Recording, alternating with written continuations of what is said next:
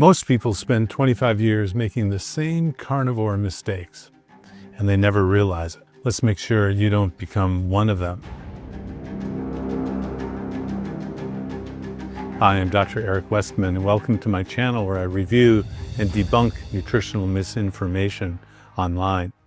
In this video, we're going to hear from Dr. Anthony Chaffee, who is one of the carnivore promoters and supporters online, a big influencer.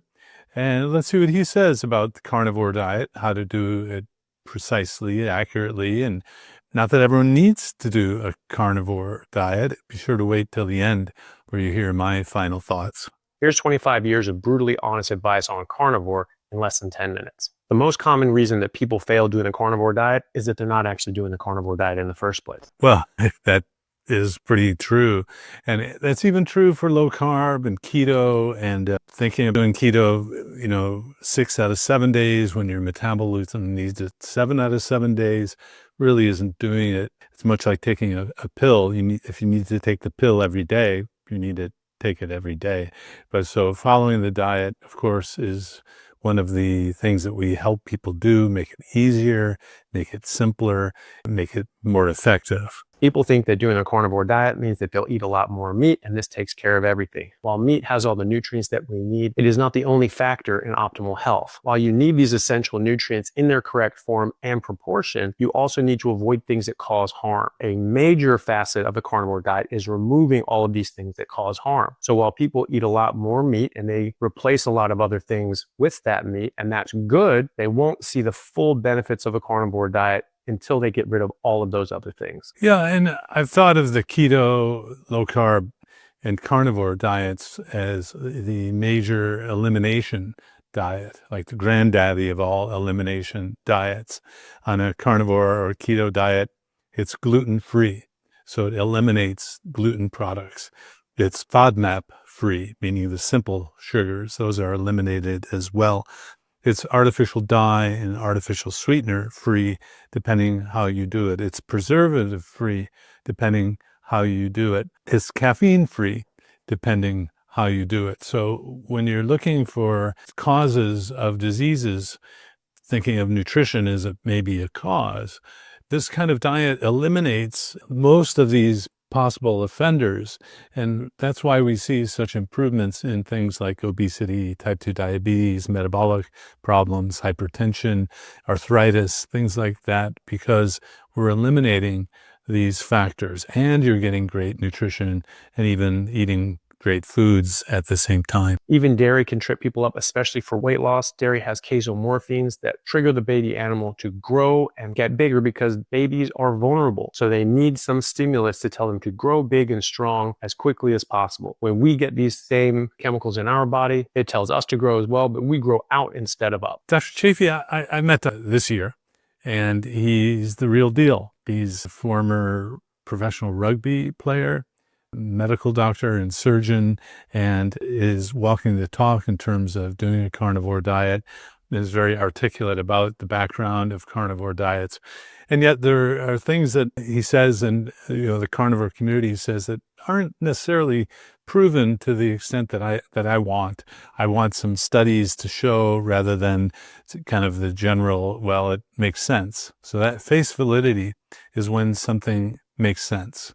And yet you need some science, not just face validity in my world, where I would like a study showing taking away the dairy, or even more specifically the casomorphine, that I know it's in there, but I'd like to see that be the specific reason or elimination that helps someone while they're changing dairy. Now, that might not be an easy study to carry out, but the general advice might even be true for a lot of people, but it's hard to tailor that advice without being able to measure the actual mechanism. Does that make sense? So let me know if you're able to tolerate dairy below, and dairy to me is just a high calorie and carb containing substance too, if you just simplify things in terms of low carbs, total carbs, always total carbs, not net. Also, people think that artificial sweeteners, just because they don't have sugar or calories in them, means that it's okay to eat. But really, these are just chemicals. We are not combustion engines. We don't burn our food for energy. We are chemical factories, and we use chemicals, and they make chemical reactions. When you put stevia in your body, this can lower fertility rate, as shown in animal studies, lowering of fertility rate by 55% compared to controls with just one serving of stevia. This shouldn't surprise anyone because stevia comes from a stevia plant in South America that has been used in South America in places such as Paraguay for over 1,000 years as birth control. So why are we thinking that this is safe to put in the drinking supply? Well, and so that kind of leap makes sense. And well, gosh, why would you have that? I worry about the dose of stevia, about whether, if you don't care about being pregnant or not, you're a male, does it matter that it's used for other purposes? So anyway, there's a lot of kind of supportive material here that is less than proven in studies. And yet, if you have sensitivities to all of these things, why have those? And that's the face validity of it. If you're having trouble from certain substances, just eliminate them. This is the granddaddy of elimination diets. But that's not necessary for everyone. And of course, we've seen lots of people eat plants and they seem to live a long life, whether they're just the ones who aren't susceptible to the toxins in the plants, or maybe they would have lived longer had they not had the plants. We'll never really know. Things like monk root sugar, also called erythritol, has been shown in recent studies to have an increased risk of blood clots. Also, even though they're artificial sweeteners, they don't contain carbohydrates, they have been shown in studies to still trigger an insulin response. And insulin is the fat storage hormone, and you can get reactive hypoglycemia as a result. It can also trigger carb cravings. Yeah, and if you've watched my channel, I've been sort of the critic of the connection of these non-sugar sweeteners with all of these health issues. Those studies are not really very solid, and what you want is replication of studies to know for sure. The hallmark of science is replication, and I've not seen a study, let me know below if you have, under the low-carb or carnivore circumstances, that adding a non-sugar sweetener raises the insulin level to a significant degree. There was an animal study, meaning non-human study, where there was like a very small, I mean, it was not clinically relevant. Well, in the animal, it was very difficult to know if it was relevant to the human. So I'm still kind of a skeptic for worrying about non-sugar sweeteners. Of course, if you're at a stall, those are one of the things you're still having, and you'll do anything to get off the stall, then why not eliminate those? That's my approach. So I use the non-sugar sweeteners to get off sugar. In fact, I would need them to get the major sugar eaters and sugaraholics to get off sugar. I need the non-sugar sweeteners at first, and yet I know that they're not actually health promoting. Well, I don't know that. They haven't been studied. Would adding erythritol or stevia make you live longer? Those studies haven't been done either. Another reason that people have a hard time could be because they're not eating enough fat. We've been told our entire lives that if you eat fat, you'll get fat, but that simply is not true. Your body has a limited capacity to absorb fat, and after you run out of bile, you will not absorb 90% or more of the fat that you eat. Your body has 5 organs working in concert just to absorb fat. Your stomach starts breaking food down, your liver makes bile, your gallbladder stores it, your pancreas starts making enzymes like lipase to break down the fat, and the bile emulsifies it and it's absorbed by your small intestine. So why would we have 5 organs all working together to absorb fat if fat were bad for us or harmful in some way? Our body knows what it's doing, nature knows what it's doing, biology knows what it's doing. And if our body didn't want that fat and it didn't find it beneficial, it would not go to such lengths to absorb it in the first place. So if you undereat fat, you can actually slow down your progress. There are essential nutrients in fat that you cannot find anywhere else. It's not just a calorie source. Yeah, and this is great physiology, biochemistry, physiology, and yet the carb eaters can say, well, you have amylase in the mouth to help the digestion, and you have the amylase in the pancreas to help the digestion of the carbohydrates.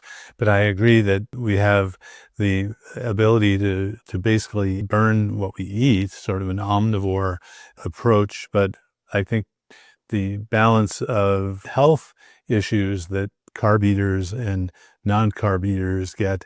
I'd rather be on the side of the ones who don't eat lots of carbohydrates. There just seems to be fewer health problems there.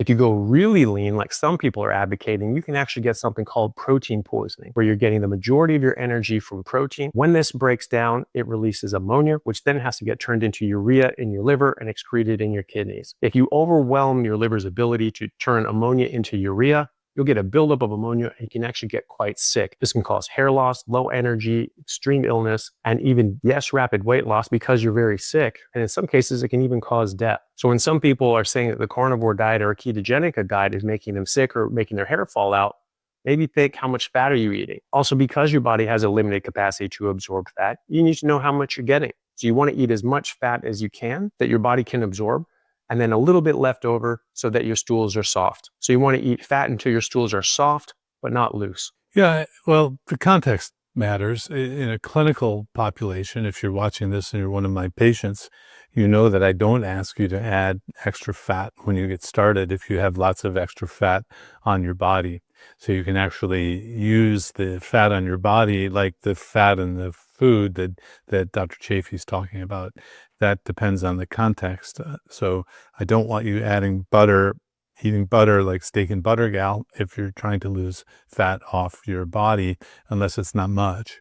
You don't want to overconsume the fats. And also, if you're drinking things like coffee, tea, artificial sweeteners, even magnesium and some medications, that can actually cause a laxative effect, which can skew your interpretation of how much fat you're getting. Some people also have a problem absorbing rendered fat. So the fat that's cooked out of the meat can sometimes go through the digestive tract too quickly before the bile can get to it, break it down and absorb it. And this can cause loose stools. Unfortunately, this can happen with things like butter as well. While I think butter is great, some people do overdo it, especially early on, and this can cause loose stools. Yes, give your body a chance to adapt, to react.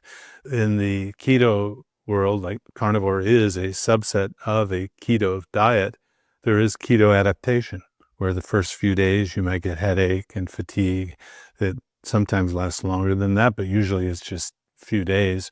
If you don't have a salt-sensitive condition, adding bouillon or some other salt will help reduce the chances of getting those, or will treat the actual side effects that you have. And then the bowel movements can change in either direction. I've seen, and just give your bowel bacteria, the microbiome, the bowel is super important, but it reacts to, the bowel bacteria reacts to what you eat. And it will change as you change what you eat. So don't freak out if you have loose stools or constipation. It's an adjustment that your body's making. Having extra fat that Dr. Chaffee says for keeping the stools soft is not my first recommendation. Mine is having salt to make sure that the hydration is sufficient, but apparently fat will work too. And lastly, plants actually are trying to kill you. Anybody who has studied botany can tell you this, and maybe some people who have, maybe leave some comments down below to that effect. Plants have no problem with you dying as long as they get to live. It's kill or be killed out in the wild, and it's survival of the fittest. And if you don't have proper defenses against something trying to eat you, you're going to die. And that's why plants have developed chemical defenses in order to stop and deter animals and insects from eating them. We have categorized, classified, and named nearly 1 million defense chemicals that plants make in order to defend themselves. And this is why out of the 400,000 species of plants in the world that we know of, almost every single one will kill humans. Of the ones left over, some of these are still harmful over time if eaten to a certain extent. But even in low doses, if eaten continually over years, these can cause harm. That's not me saying this. This is according to the WHO, who has an entire website dedicated to natural toxins found in food, where they list all the different plant toxins, mushroom toxins, and algae toxins that can get into our food supply and can cause serious illness, cancer, or even death in both humans and livestock. It's on their website. Google WHO, natural toxins found in food. There are things like phytic acid, which is an anti-nutrient, which will block out different minerals from being absorbed. There's oxalates in the form of oxalic acid and otherwise that can bind to different nutrients, but also turn into crystals in your body and damage organs. The number one cause of kidney stones in humans are oxalate stones, calcium oxalate stones, because the oxalates get in your bloodstream and strip out the calcium from your blood supply, which then has to strip calcium out of your bones in order so your heart doesn't stop. You know, I have to say, the face will validity of things. Dr. Chaffee is really good at using that, right?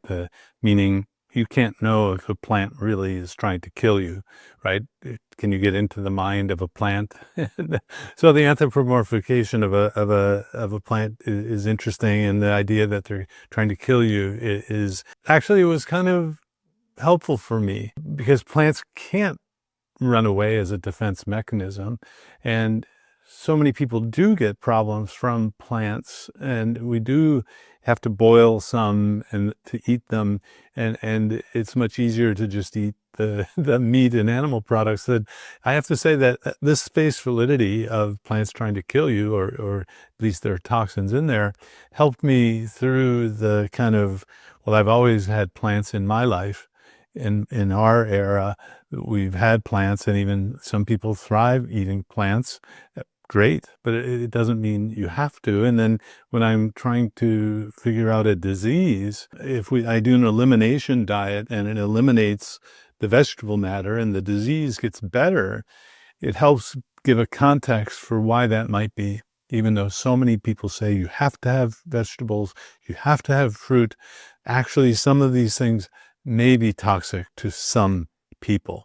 Yeah, a lot of people get away with eating the plants and all of these toxins, and some people can't. I think there's going to be a variation, a individual variability of response to the different toxins in plants.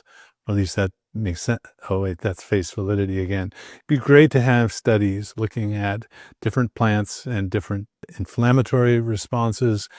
You can actually kind of do this on your own until those studies are done. Then there are things like lectins, tannins, saponins, protease inhibitors, and so on, that can all cause serious harm. The lectins in beans and legumes can be so toxic that even 5 red kidney beans untreated or uncooked have put people into the hospital, according to the WHO. So through technology, cooking, fermenting, and chemical processes, we have been able to turn otherwise toxic plants into more edible versions by lowering the toxic load and increasing bioavailability. And the simple fact that we have to do this means that we are not biologically designed to do it ourselves. Again, there's that face validity, which does kind of make sense. The tomato is one story that, if you look at the history, it was actually very poisonous to humans and got crossbred and diluted out. And yet tomatoes, potatoes, eggplants, tobacco, these nightshade vegetables are kind of notorious for causing arthritis symptoms. So, I have to say, after writing a carnivore course and teach people how to do carnivore and what things to look out for, that this is growing upon me as a reasonable way for people to eat compared to other possible ways to eat. So we have not evolved to do this. These are not what is meant for us. And so while we have figured out how to survive on plant-based foods that we're not designed for, it is clear that that is not optimal for us. So anytime you're having a stall or you're not getting the results that you want, think to yourself, are you eating anything except fatty meat and water? If the answer is yes, cut it out and see how you go. The vast majority of people will do great that way. Well, I have to say, I like the message of a low-carb diet and an elimination diet. The diet that I teach, that we've studied, published papers on, includes a little bit of vegetables, so it's carnivore-ish. And whether those vegetables mitigate or reduce problems is worthy of study. I think the carnivore diet is worthy of being up at the bat in clinical trials, compared side to side to keto and Mediterranean and low glycemic and even ultra low fat plant-based. We ought to have a study comparing all of these things, or using this as a subgroup sort of treatment. I look at a carnivore diet as a second line therapy. When I teach a keto diet, there are some vegetables there. I don't enforce them like I used to, the consumption of the vegetables, if someone doesn't like them, for example, and they're otherwise healthy. So I think a great video, Dr. Chaffee, someone to follow. If you are doing a carnivore diet, you want to do it right. I like the idea that Dr. Chaffee deals with patients, although I don't think he has a clinic where you can see him. He consults with people, and that's really important, because a practitioner can learn from saying something that's misunderstood or not having clearly stated things. Although if you just eat red meat and water, that's pretty hard to misunderstand that, but occasionally that happens. So if you're in the clinic, you're on medications, you're thinking about doing these kinds of diets, be very careful because the medications can become too strong. So you want to do this with somebody who understands how to de-prescribe the medications while you change, basically reduce the carbohydrates. In my latest book, End Your Carb Confusion, I have 3 different carb levels. And you may be surprised to learn that it's not all keto. It's not all carnivore in my latest book. I think we can match the intake of carbs to the metabolism of people. Some people can tolerate more carbs than others. It'd be great to have clinical trials seeing maybe people do better on low carb diets in general. Maybe people do better on high carb diets. We just don't know that answer yet until we have clinical trials head to head comparing these different diets. I hope you like this. If you do like, subscribe, ring the notification bell, look out for new content on Wednesdays and Fridays. If you enjoyed this video, consider joining our YouTube membership for early access and exclusive live Q&As with me. Just click the join button below or support us with a PayPal in the description.